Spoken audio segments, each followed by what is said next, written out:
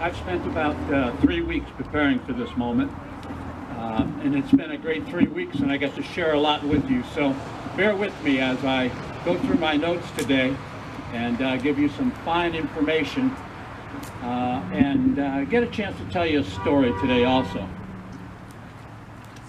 President John F. Kennedy once said, "A nation reveals itself not only by the men it produces, but also by the men it honors, the men it remembers." As we in the nation prepare to honor and remember those who died while serving in the armed forces of the United States of America, I am honored to be invited to share some thoughts with you today. Memorial Day 2018 is a federal holiday and falls on the last Monday in May. The date of the holiday changes each year, but always remains on a Monday. The history of Memorial Day 2018 dates back to the American Civil War. It started as an event to honor soldiers who had died during the war, and it's said to be inspired by the way people in the southern states honored the dead. The original national celebration of Decoration Day took place on May 30th, 1868. 200 years ago. There was over 24 cities and towns across the United States that claimed to be the birthplace of Memorial Day. Waterloo, New York was officially declared the birthplace of Memorial Day by then President Lyndon Baines Johnson in May of 1966. In the late 19th century, the holiday previously known as Decoration Day became known as Memorial Day, and included the deceased veterans of all wars fought by American forces. Originally, the holiday used to be celebrated on May 30th, regardless of the day of the week that it fell on, but in 1968, the Uniform Holidays Bill was passed, and as a result, the day changed. Traditionally, Memorial Day is viewed as a time to honor and remembrance. It is common to visit cemeteries, particularly military ones, and decorate graves of the deceased with flowers, small flags, and wreaths.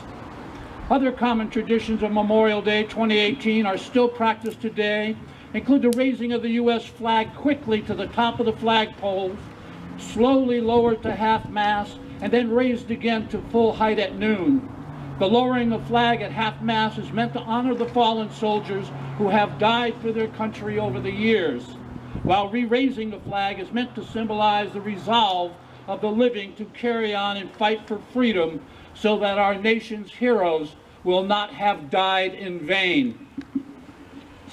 There's also a lot of parades that go on in some cities. I grew up in Connecticut. There was always a Memorial Day parade after the celebrations that took place at the cemetery. Every Memorial Day, you'll also notice that there are displays on of a little flower, little red flower. It's called a buddy poppy. The buddy poppy started after the first, I shouldn't say the First World War, I should say the Great World War. There was no First World War until there was a Second World War. It was known as the Great World War, the war to end all wars. And that war devastated Europe and especially France. And there were a lot of homeless children at that time. And there was a woman in France who, after reading a poem, decided that the poppy flower should be the symbol of the memorial of the dead from that war. The poem is by Colonel John McCrae. It's called Flanders Fields. In Flanders Fields the poppies blow between the crosses row on row that mark our place, and in the sky the larks still bravely singing fly, scarce heard amid the guns below. We are the dead. Short days ago we lived, felt dawn, saw sunset glow, loved and were loved, and now we lie in Flanders Fields. Take up our quarrel with the foe, to you from falling hands we throw the torch, to be yours to hold it high. If ye break faith with us who die, we shall not sleep, although poppies grow in Flanders Fields. That poem inspired that lady in France to get the poppy to symbolize death and dying, and to raise money to accept donations for those flowers to take care of those needy children in France after World War I. In the 1920s, she came to America and talked to the veterans organizations. And after much discussion, the VA, the Veterans of Foreign Wars of the United States of America, adopted the buddy poppy. This is a very important symbol for us. This symbolizes the blood shed in all wars. These silk flowers are put together by disabled veterans and needy veterans across this country, and they are sold by the VFW so that they can fund the programs needed to serve the disabled and those who are in need.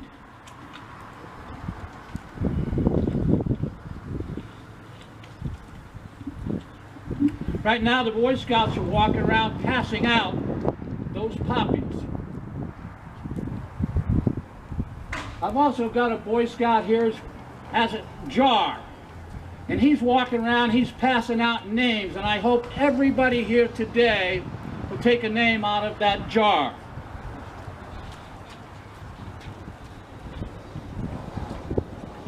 There's a lot of other activities going to go on around here on Monday especially. The annual Memorial Day service from 1 to 4 p.m. takes place at Lakewood Memorial Park down here in Houston, and they recommend you get there about 12:30 and bring a chair. It's down there in the service area, and get there about 12:30. The VFW lay a wreath out at the 7th Street Bridge at 8 o'clock in the morning, and it's a very nice ceremony. You know, the Tuolumne River floats into the San Joaquin, which goes into the Delta, and eventually ends up in the Pacific Ocean. So flowers leave here and make it all the way to the sea. At 9 a.m., the 7th Street Bridge, they throw flowers and also in memory of men and women who lost their lives during the war. The American Legion Post 74 Honor Guard Rifle Team will also be there doing honors. 11 a.m., the Acacia Cemetery ceremony takes place. And then the 1 p.m., the Lakewood Cemetery ceremony will be an Army band and singing choir. The Army Honor Guard Rifle Team will do the honors. General Frank Emanuel will be in attendance, and a good friend, Wes Page, will be the Master of Ceremonies. At that attendance at that program will be Steve Baptista, a Bataan Death March survivor. That's a long time ago, folks. The American Legion Post 74 will be in charge of putting out the crosses and flags and the large avenue of flags at other Memorial Day observances, and the salute to our veterans in the avenue of flags down in Turlock will be on May 28th.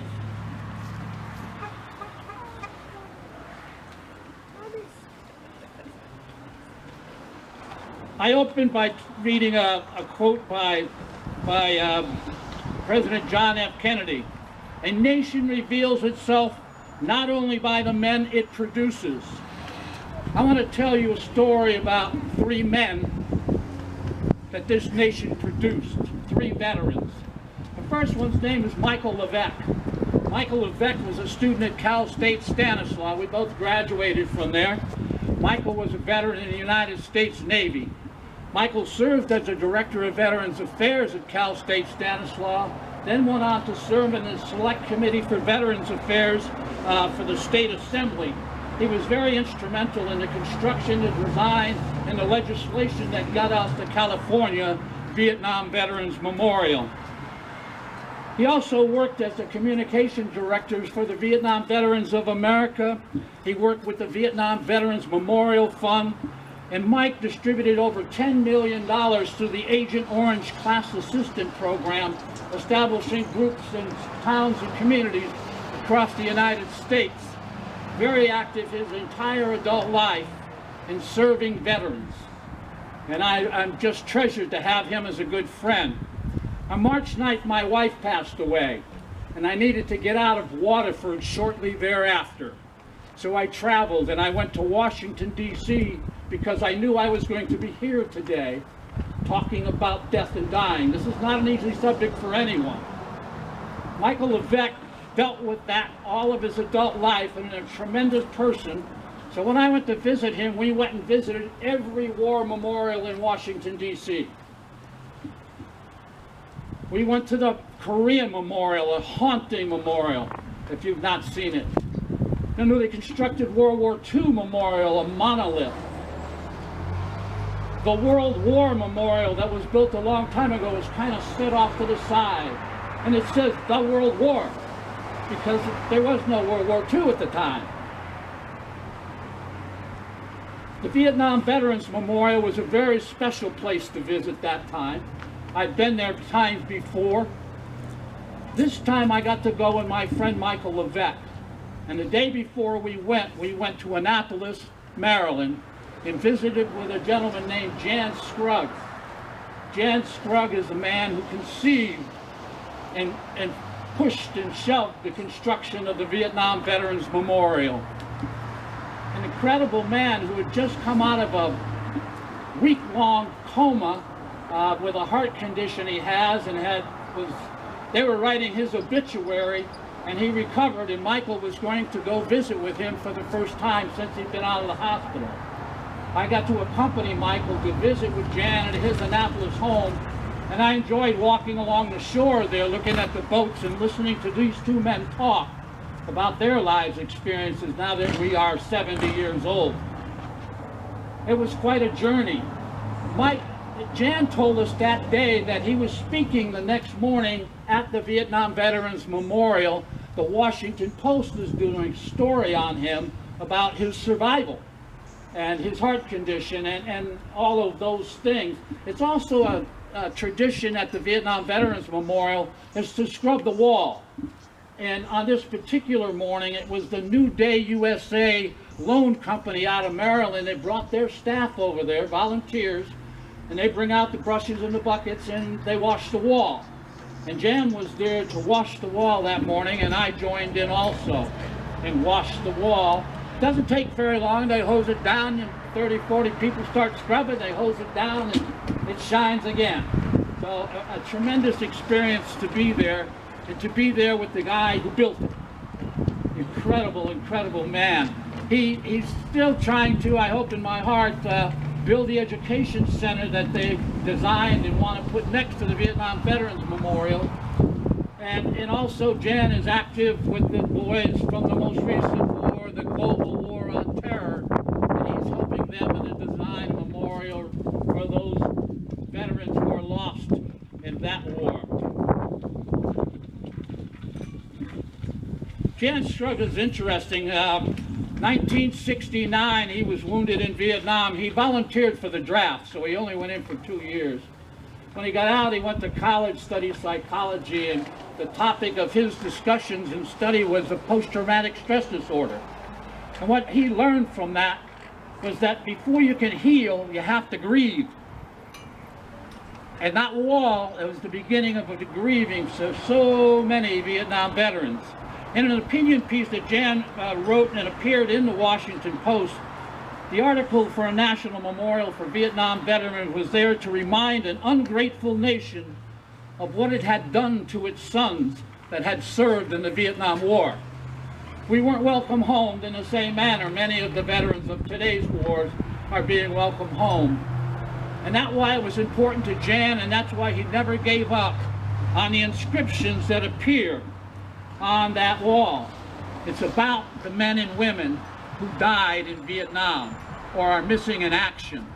There's no rank, there's no hometown, there's no age. It's just a list of 58,000 or more names on that particular wall. That's how Jan treats Memorial Day. That's a pretty incredible person. And it was my pleasure to get to meet him and hang out with him for a little bit while we were there at the memorial. The other person I want to share with you today, and this is my last one for this group, his name is Richard Milton King. He's a Superior Court Justice in Orange County, California, and he was a Navy Seabee in Vietnam with me. He was also my roommate in junior college, Santa Monica, after we were discharged from the service. Rick is the first Seabee to become a Superior Court judge in the state of California. I'm proud of that, and to know him. I was at Disneyland with my family last week and called Rick, and he drove over to Disneyland when he got out of court, and we went to dinner together. and he shared this incredible story with me. U.S. Navy Seabees were in Phu Loc, Vietnam, 1968, of March 31st, 1968. They were operating a rock crusher there. Rick was a shovel operator, and he was loading rock into trucks to go to the crusher to get smashed up. The Marine Corps brought in a couple of tanks, and the North Vietnamese didn't like those tanks so close, so they attacked that camp on the morning of March 31st. There were 6 Seabees manning an 81 millimeter mortar pit and fired out, right on, brother, fired out against the enemy, and the enemy got lined on that position and walked rounds into it, and they took 2 direct hits and killed 6 Seabees at one time. Vietnam Veterans Memorial lists men who died and women in the order of their death. The first name meets the last name on that wall. That wall goes out one side and then starts at the other side and comes in so that they meet at the apex of that wall. When I was there, I washed the names of these guys that were in my battalion and friends of my friends while I was there. It was my Memorial Day. Rick went a little farther than that. Over the past couple of years, Rick contacted each of their families and offered to tell them what happened that day, an eyewitness account of what occurred. Many of those family members over a couple of years accepted Rick, talked to him, and he arranged for them to travel to Vietnam on March 31st, 2018, and stand in that mortar pit at 8 a.m. on that day. That is an incredible man to me. That's what it means to veterans when we celebrate Memorial Day. It's a day to remember those who gave their lives. Those boys will always be 17 to me, 18 years old. 3 incredible men. Imagine how many of those 58,000 would have done wonderful things in their lives had they survived Vietnam. That's what I remember. Now, we passed out a poppy to each of you today. There's a container over here.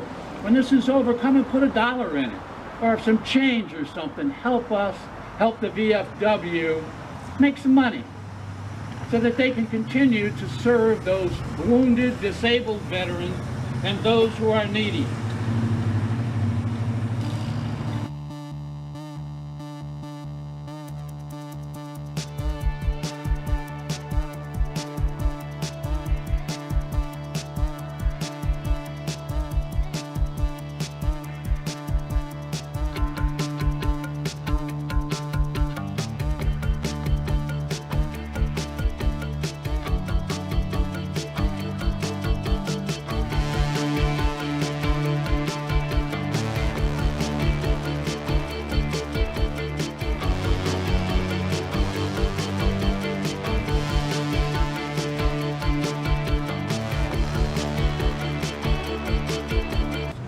Kenneth Lester Bashirs, Donald Lee Cheney, Mario Alvarez Cisneros, Stanley Scott Clark, Joseph John Daffer, Peter Evan Day, William L. Dornberg Jr., William Aaron Fish, Richard Wayne Ford, John Henry Franklin, Ernest K. Gerhardt, Thomas Leon Hurd, Demetrio Lomeli Hernandez, Jerry Leonard Holmes, from Hickman, California, Philip Lee Inman, Jimmy Dale Jordan, Jack Dale Letourneau, Anthony Leroy Lima, James Robert Lewis, Manuel Dominic Madruga, John Roy Markilli, Jack Dale McClure, Dennis Arthur McElroy, Brian Kent McGarr, Gerald Lemoy McKinstry Jr., Charles Robert Mears, Richard Robert Obert, Galen Eric Olson, Jerry Ray Oliver, Richard Lynn Parham, Gary Conivers Parkinson, Severston Devon Pope, Reginald Foster Powell, Joseph Anthony Rendazzo, Neil Arthur Rasmussen, Gunther H. Reeling, Leonard Riza, Daniel Joseph Ryan, Larry Michael Sabo, Antonio Silva, Jose A.C. Silvera, Coy Foster Stock, Robert Nicholas Stodd from Modesto, a member of my battalion, MCB 9, Gary Dean Tisdall, Donald Charles Vaughn, Larry Allen Walker, John Charles Weborg, Kenneth Lee Worley, Larry Edward Wright.